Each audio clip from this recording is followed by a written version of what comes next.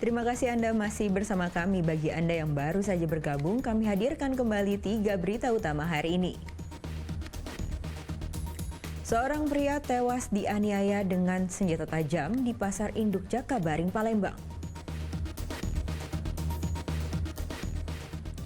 38 kg sabu-sabu dan ribuan butir pil ekstasi senilai 18 miliar rupiah dimusnahkan Direktorat Narkoba Polda Sumsel. Rumah terendam berhari-hari, sejumlah relawan mengevakuasi orang tua dan bayinya akibat terdampak banjir di Kabupaten Musi Rawas Utara.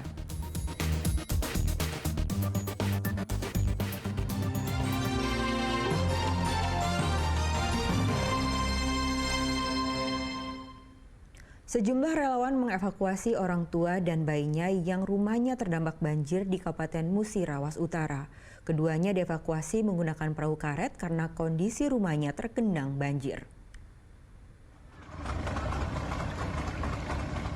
Relawan mengevakuasi seorang bayi dan orang tuanya dari lokasi banjir di Kabupaten Musi Rawas Utara.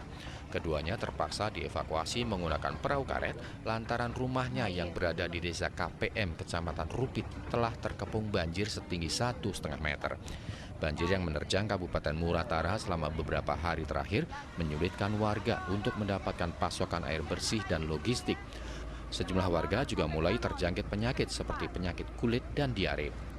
Berada di desa KBM, Kecamatan Rupit, Kabupaten Muratara. Bisa dilihat hingga saat ini intensitas air masih cukup tinggi, yang mana disebabkan banjir bandang hari Kamis tanggal 11 Januari 2023. Untuk informasi sekarang, masyarakat sangat membutuhkan bantuan berupa makanan siap saji, obat-obatan, pakaian, selimut, bahkan juga perahu karet untuk mengevakuasi masyarakat di sekitar. Banjir di wilayah ini sudah berlangsung selama 4 hari. Pasokan logistik terus dikebut guna memenuhi kebutuhan warga yang terdampak banjir. Muhammad Ardiansyah melaporkan dari Musi Rawas Utara. Banjir yang menerjang Prabu Muli terus meluas. Pemerintah setempat mencatat sedikitnya 10 kelurahan terendam banjir. Sebagian korban banjir telah mengungsi ke tepi bantaran rel kereta api. Banjir yang merendam ratusan rumah warga di Kota Prabu Muli hingga Minggu pagi belum juga surut. Rumah yang terendam banjir merupakan permukiman yang berada di sepanjang aliran Sungai Kalakar dengan ketinggian banjir mencapai 1 hingga 1,5 meter. Banjir juga mengakibatkan sejumlah ruas jalan di Kota Prabu Muli lumpuh. Tak ada kendaraan yang berani melintas karena khawatir terbawa derasnya arus banjir. Menurut pemerintah setempat, banjir di Kota Prabu Muli semakin meluas ke 10 kelurahan.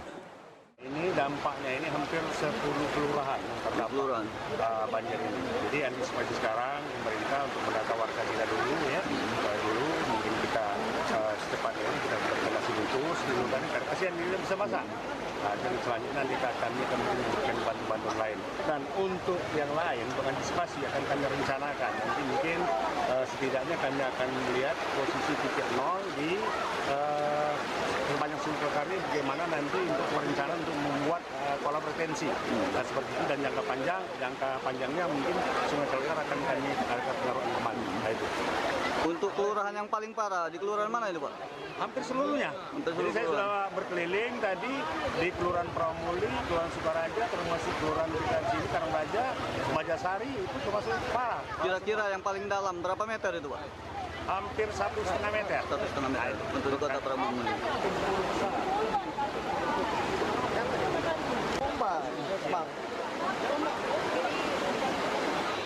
Sejauh ini sebagian korban banjir sudah mengungsi ke pinggiran bantaran rel kereta api. Mereka berteduh dengan menggunakan tenda seadanya. Pinggiran bantaran rel kereta letaknya memang lebih tinggi dan berada tidak jauh dari rumah mereka.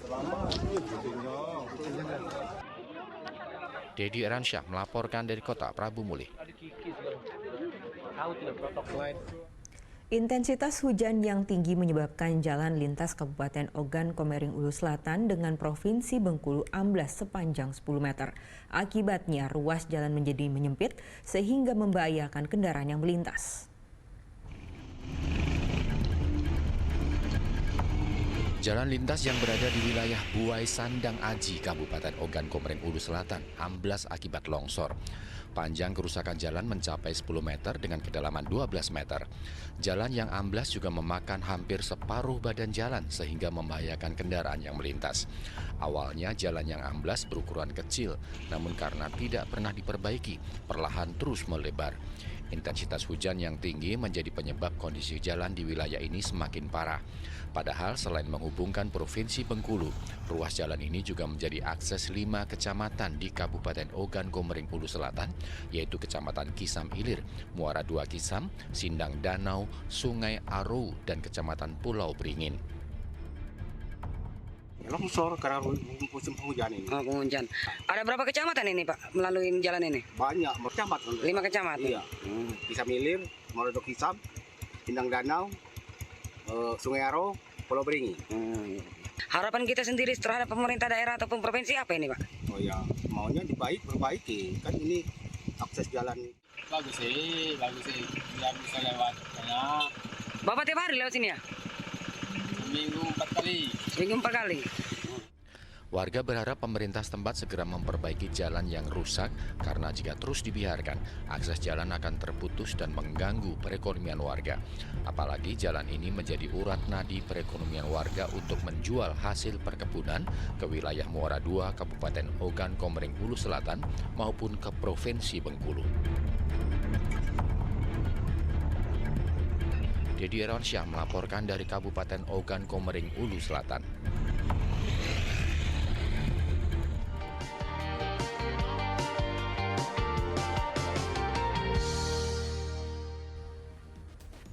Ya, laporan tersebut mengakhiri berita Palembang hari ini. Saya Nadia Kartika berterima kasih atas perhatian dan kebersamaan Anda. Selamat beraktivitas dan sampai jumpa.